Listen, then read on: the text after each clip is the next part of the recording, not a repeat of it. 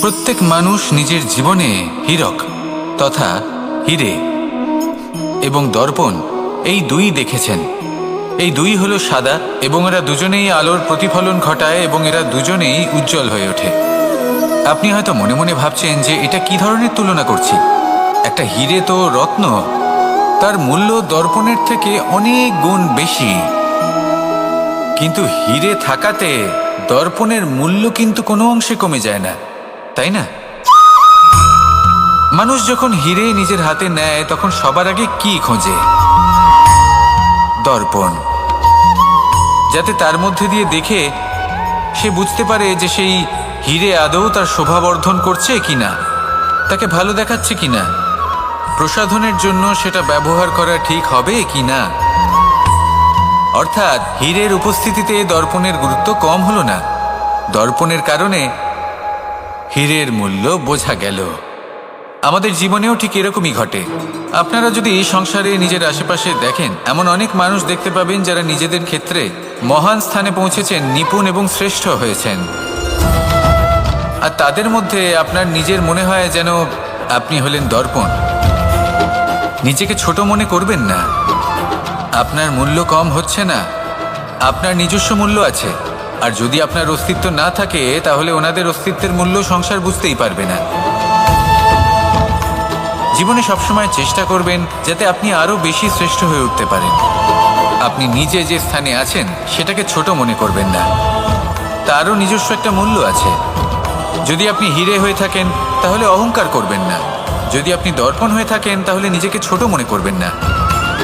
আসুন আর আমার সাথে ভালোবেসে বলুন, রাধা রাধা। মানুষ জন্মগ্রহণ করে, তার সাথে ভয়েরও জন্ম হয়।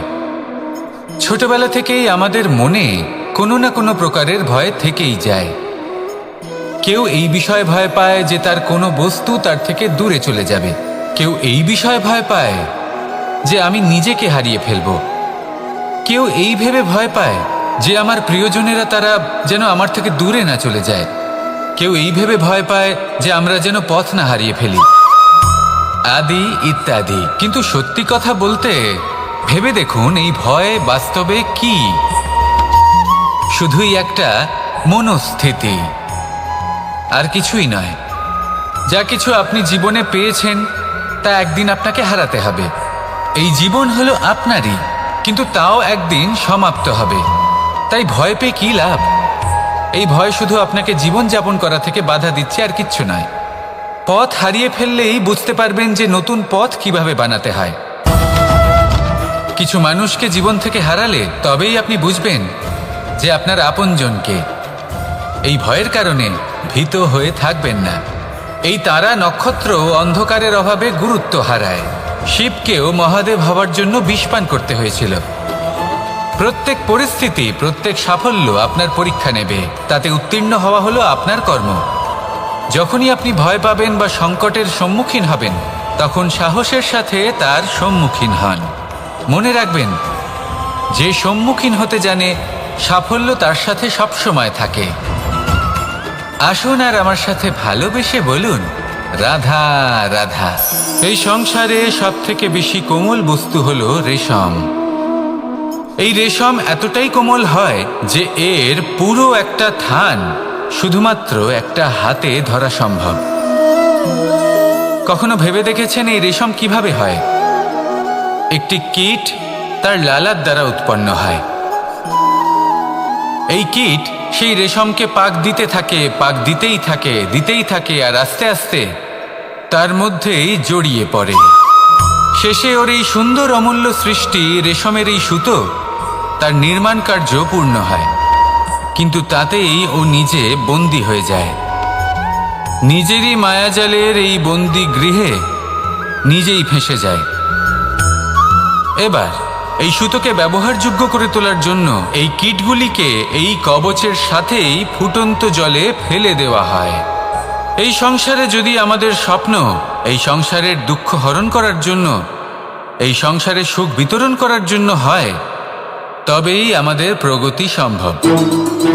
যদি আমাদের এই স্বপ্ন শুধুই আমাদের এবং আমাদের স্বার্থ সিদ্ধির জন্য হয়, তাহলে এই স্বপ্ন আমাদের অন্ধ করে দেবে। আমাদের অন্ধকারের পথে নিয়ে যাবে, আর আমরাও সেই কীটের মতো হয়ে যাব। নিজেদেরই মায়াজালে আমরা নিজেই ফেঁসে যাব, আর শেষে আমরা যদি কিছু লাভ করি তা হবে একাকিত্ব, অন্ধকারময় মৃত্যু। তাই স্বপ্ন অবশ্যই দেখুন, কিন্তু এমনভাবে স্বপ্ন দেখবেন না যে তার এই বন্দিগৃহে আপনি নিজেই ফেঁসে গেলেন।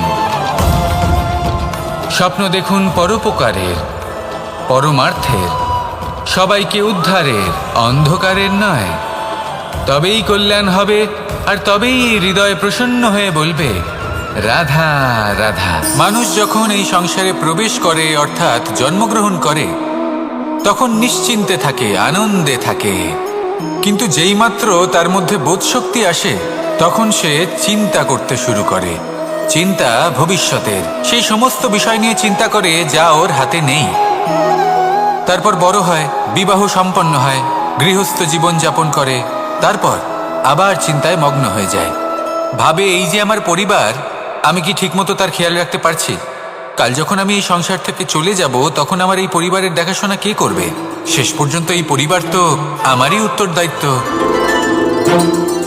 যাক, আপনাকে একটা প্রশ্ন করি। এই সংসারে আসার পূর্বে আপনি কি এই প্রশ্ন করেছিলেন, এটা ভেবেছিলেন যে আমাকে ছাড়া এই সংসার কিভাবে চলবে? করেননি, তাই তো?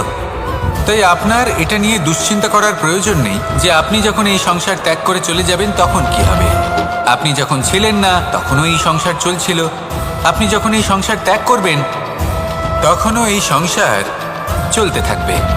যদি কোনো বিষয়ের প্রভাব থাকে তা হলো আপনার আজকের তথা বর্তমানের কর্ম, অর্থাৎ আজ আপনি কি করছেন, কার জন্য মঙ্গল করছেন, কাকে প্রেরণা দিচ্ছেন, কাকে সাহায্য করছেন, কোন উদাহরণ প্রস্তুত করছেন। আপনি এই সংসারে যে ছবি অঙ্কন করবেন, সংসার সেটাই মনে রাখবে। তাহলে শুধু সৎকর্ম করুন, মঙ্গল করতে থাকুন, আর আমার সাথে ভালোবেসে বলুন রাধা রাধা। একবার একটা শেয়াল বনে বিচরণ করছিল। ও একটা ছোট্ট শাবক দেখতে পেল। ও ভাবলো আজ একেই আমি খাবার হিসেবে গ্রহণ করব। আশেপাশে দেখলেও কেউ দেখছে না তো, কেউ ছিল না, আর সেই শাবকের ওপর আক্রমণ করল, যা হলো একটা ঘোর অপরাধ। বনের নিয়ম অনুসারে আপনি কখনোই শাবকের উপর আক্রমণ করতে পারেন না। তারপর এই খবরটা যখন রাজা সিংহ জানতে পারলেন, সভার আয়োজন করলেন। কিন্তু সেখানে শেয়াল বলল, আমি তো এরকম কিছু করিনি। কিন্তু যদি আপনি এরকম বলেন, কোনো প্রমাণ দিন, এর কোনো সাক্ষী আছে? তখন রাজা সিংহ পেঁচাকে ডেকে পাঠালেন, যে সেই মুহূর্তে বৃক্ষের শাখার ওপর বসেছিল, সে সব কিছু দেখেছিল। পেঁচা সব সত্যি কথা বলল, আর শেয়ালকে মৃত্যুদণ্ড দেয়া হলো। এবার এই কাহিনী আমি আপনাকে কেন শোনালাম? কারণ মানুষও কখনো কখনো এরকম কর্ম করেন যা শিয়াল করেছে। এটা ভাবেন কেউ দেখছে না, যখন আমি অনুচিত কর্ম করতেই পারি। কিন্তু না, আপনি যাই করুন না কেন, কেউ না কেউ অবশ্যই তা দেখছে। কোনো ব্যক্তি না হলেও কোনো প্রাণী, না হলে কোনো যক্ষ বা দেব বা প্রেত। যদি এনারা কেউ না দেখেন, তাহলে ধরিত্রী মাতা দেখেন, যেখানে দাঁড়িয়ে আপনি সেই কর্ম করছেন, তাই না? তাই একটা কথা সবসময় মনে রাখবেন, কে দেখছেন কে দেখছেন না সেই বিষয়ে ভাবা ছেড়ে দিন। এটা খুব সহজ কথা। আপনি যদি উচিত কর্ম করেন, উচিত ফল পাবেন। যদি অনুচিত কর্ম করেন, তাহলে আপনি অনুচিত ফল অবশ্যই পাবেন। সেই জন্য উচিত পথে চলতে থাকুন, উচিত কর্ম করতে থাকুন, আর আমার সাথে ভালোবেসে বলুন রাধা রাধা। সুখ, দুঃখ এবং শক্তি, এই তিন হলো এই সংসারের ত্রিদেবের মতো। আমাদের জীবনে যা কিছু ঘটছে এই তিনটির ভিত্তির উপরেই হচ্ছে। আসলে এই সংসারের একটা নিয়ম আছে, যখনই আপনি কিছু লাভ করেন, এই সংসার আপনার পরীক্ষা নেয়। এটা জানার জন্য আপনার পরীক্ষা নেয় যে আপনি যা কিছুই লাভ করেছেন, আপনি কি আদৌ সেটার যোগ্য কি না। ঠিক সেইভাবেই এই সুখ, দুঃখ এবং শক্তি আপনার পরীক্ষা নিয়ে থাকে। যখন সুখ আসে, তখন সে আপনার পরীক্ষা নেয় যে আপনার মধ্যে অহংবোধ জাগ্রত হয়নি তো। যদি অহংবোধ চলে আসে, তাহলে সুখ সেখানেই সঙ্গ ত্যাগ করে। দুঃখ আপনার ধৈর্যের পরীক্ষা নিতে থাকে, আর যদি আপনার মধ্যে ধৈর্য না থাকে তাহলে এটা আপনাকে আরো বেশি দুঃখের গভীর অন্ধকারে ঠেলে দেবে। সেখানে শক্তি পরীক্ষা নেয় আপনার বিনম্রতার। যদি আপনি বিনম্র না হন তাহলে হয় এই শক্তি আপনার সঙ্গ ত্যাগ করবে, নয় এই শক্তি বিনম্রতার অভাবে আপনার পতনের কারণ হতে পারে। এই সংসারে যে কোনো ব্যক্তি যিনি এই পরীক্ষায় উত্তীর্ণ হয়ে থাকেন, এই জীবনে তিনি সাফল্য লাভ করেন। আসুন আমার সাথে ভালোবেসে বলুন, রাধা রাধা। আমি মনুষ্যরূপে জন্ম নিয়েছি এবং সমস্ত কর্ম এই রূপেই করেছি, কিন্তু আশ্চর্যের বিষয় হলো যে আজও মানুষ আসেন এবং হাত জোড় করে প্রার্থনা করেন যেন আমি ওনাদের সহায়তা করি।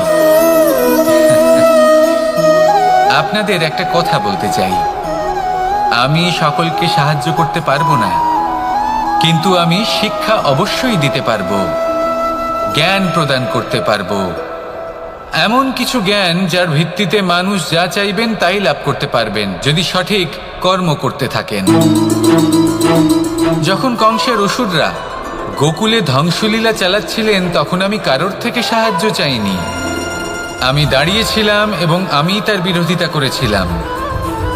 সবাই বলেন যে আমি ছোট্ট একটা আঙুলে গোবর্ধন পর্বত তুলেছিলাম, কিন্তু আমি কি ওখানে একা ছিলাম? কখনোই নয়। আমার সাথে অসংখ্য গোকুলবাসী, অসংখ্য বর্ষণাবাসী ছিলেন, নিজের হাতে একটা লাঠি নিয়ে। ওনাদের মনোবল, ওনাদের আশীর্বাদ আমার সাথে ছিল। মহাভারতে আমি শুধুই শিক্ষক ছিলাম, আমি শুধুই শিক্ষা দিয়েছি। লক্ষ্য সাধন করেছে অর্জুনই, যুদ্ধ করেছে অর্জুনই এবং জয়ীও হয়েছে অর্জুনই। আমি শুধুই শিক্ষা দিতে পারি। অবশেষে আপনাকে শুধু এটুকুই বুঝতে হবে যে ঈশ্বর সবকিছু করতে পারেন না, করতে হবে আপনাকে। ঈশ্বর আপনাকে আশীর্বাদ করতে পারেন যে কাজ আপনি মন থেকে করবেন সেটা অবশ্যই পূরণ হবে। সেই জন্য নিজের লক্ষ্যের পথে এগোতে থাকুন। চেতনা, বিবেক এবং পরিশ্রমের দ্বারা আপনার যা যা স্বপ্ন আছে, যা লক্ষ্য আছে, আপনি অবশ্যই লাভ করবেন। আর এই মন সুপ্রসন্ন হয়ে বলবে, রাধা রাধা। ভোজন। এই সংসারে যেই হোক না কেন, কোনো মানুষ হোক, কোনো প্রাণী হোক, কোনো কীট হোক বা কোনো বনস্পতি হোক, প্রত্যেকের জন্য ভোজন অতি আবশ্যক। কারণ ভোজন থেকেই শক্তি পাওয়া যায়, আর সেই শক্তি দিয়েই সংসারের, আমাদের জীবনের সমস্ত কার্য করা যায়। এবার এমন এক ধরনের শক্তি হয় যা শীতের ঋতুতে সূর্য থেকে আমরা পেয়ে থাকি, আর আরেক ধরনের উত্তাপ হয় যা দিয়ে ভোজন রান্না করা হয়, সুস্বাদু নানান ধরনের ভোজন। এবার অত্যন্ত গুরুত্বপূর্ণ হলো যে ব্যক্তি সেই ভোজন বানাচ্ছেন তার মানসিক পরিস্থিতি এবং সেই ব্যক্তি যিনি ভোজন গ্রহণ করছেন তার মানসিক অবস্থা।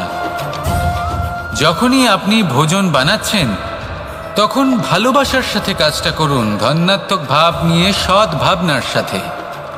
কারণ আপনার এই মানসিক স্থিতি শক্তির আকারে সেই খাদ্যের সাথে মিলেমিশে যায়। আর যখনই আপনি ভোজন গ্রহণ করছেন তখন সদ্ভাবনার সাথে, প্রসন্নতার সাথে গ্রহণ করুন, ধন্যাত্মক ভাব নিয়ে। যদি আপনি প্রসন্নতার সাথে রান্না করেন, প্রসন্নতার সাথে খাদ্য গ্রহণ করেন, তাহলে আপনি প্রসন্নই থাকবেন। আর মন সুপ্রসন্ন হয়েই বলবে, রাধা রাধা। দীপাবলি আমাদের সবথেকে বড় উৎসব। শ্রীরাম রাবণকে পরাস্ত করে 14 বছরের বনবাস কাটিয়ে আবার অযোধ্যায় ফিরে এলেন অমাবস্যার রাত্রে। অযোধ্যায় সবাই খুব প্রসন্ন ছিলেন, খুবই উৎসাহিত ছিলেন। অযোধ্যায় সহস্র প্রদীপ প্রজ্বলিত করা হয়েছিল এই উৎসবে। একে আমরা দীপাবলি বলে থাকি।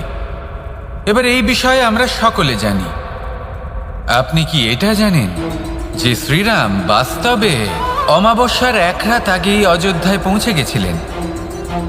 সবার সামনে অমাবস্যার রাতে এসেছিলেন। এর কারণ কি? শ্রীরাম প্রমাণ করতে চেয়েছিলেন যে যে কোনো সময়, দিন হোক বা রাত, শুভ বা অশুভ হয় না। শুভ অশুভ কিছু থাকলে তা হলো মানুষের চিন্তা, তার ভাবনা, তার নির্বাচন আর তার কর্ম। নিজেই দেখে নিন, শ্রীরাম শুভ কাজ করে ফিরেছিলেন এবং অমাবস্যার মতো গভীর এক রাত্রিকেও দীপাবলিতে পরিবর্তিত করেছিলেন। এমনটাই যদি আমরা করতে পারি, তাহলে এমন কোনো গৃহে যান যেখানে অসহায় ব্যক্তি রয়েছেন, যা অন্ধকারাচ্ছন্ন, আর সেখানে প্রকাশ প্রজ্বলিত করুন। প্রকাশ সহায়তার, প্রেরণার, আশার। যদি এমন কিছু আমরা করতে পারি, তাহলে তাকে প্রকৃত অর্থে দীপাবলি বলা যেতে পারে। তাহলে নিজের পরিবারের সাথে দীপাবলি পালন করুন। আপনাদের শুভেচ্ছা জানাই। আসুন আর আমার সাথে ভালোবেসে বলুন, রাধা রাধা। এই শুকনো পাতাটিকে দেখুন, নিষ্প্রাণ হয়ে পড়েছে। কোনো একটা সময় এই পাতাটি একটা গাছের ডালে ছিল। সেই গাছ ওর লালন পালন করত। যখন যখন বাতাস বইত, এই পাতায় কম্পন দেখা দিত, মনকে প্রফুল্ল করে তুলত। কোনো একদিন এই পাতা গাছের ডাল থেকে ঝরে পড়ে গেল।